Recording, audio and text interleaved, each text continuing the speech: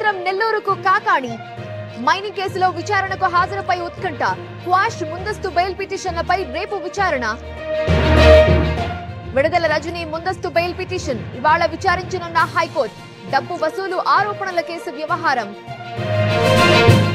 తిరుమలలో భద్రతా లోపాలు, భక్తులకు రక్షణ కల్పించాలి. ప్రధాని, హోంమంత్రికి ఎంపీ గురుమూర్తి లేఖ.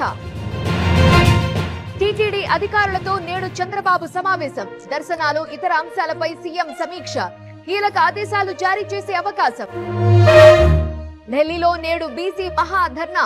రాహుల్, రేవంత్ సహా కాంగ్రెస్ నేతలు హాజరు. జాతీయ నేతల్ని కలవనున్న మంత్రులు.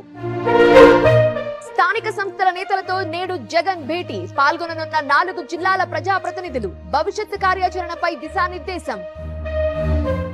నేడు బీఆర్ఎస్ నేతలతో కేసీఆర్ భేటీ. పార్టీ సిల్వర్ జూబ్లీ వేడుకలపై చర్చ.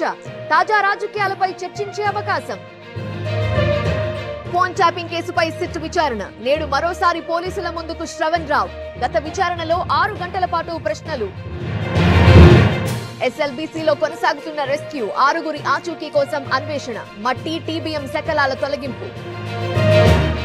ఎల్ఆర్ఎస్ ఆదాయం 1000 కోట్లు. ముగిసిన 25% రాయితీ గడువు. పెంపు దిశగా సర్కార్ యోచన. అమలాపురం టు భద్రాచలం బస్సులను ఏర్పాటు చేసిన ఏపీ ఆర్టీసీ. శ్రీరామనవమి నేపథ్యంలో ప్రత్యేక సర్వీసులు. సిద్దిపేటలో అగ్ని ప్రమాదం. షార్ట్ సర్క్యూట్ తో ఇంట్లో మంటలు. కాలి బూడిదైన కారు, 3 బైక్లు. తిరుమల వెంకన్నకు భారీ విరాళాలు. 10 రోజుల్లో 32 కోట్లు. శ్రీవాణి అన్నప్రసాద ట్రస్ట్ కు అధిక డొనేషన్లు. నేడు లోక్సభ ముందుకు వక్ఫ్ బిల్లు. హాజరు కావాలంటూ ఎంపీలకు పార్టీల విప్. బిల్లుకు వ్యతిరేకంగా ఓటేస్తామన్న విపక్షాలు. రికార్డు స్థాయికి యూపీఐ లావాదేవీలు. మార్చి చివరి నాటికి 24.77 లక్షల కోట్ల ట్రాన్సాక్షన్స్.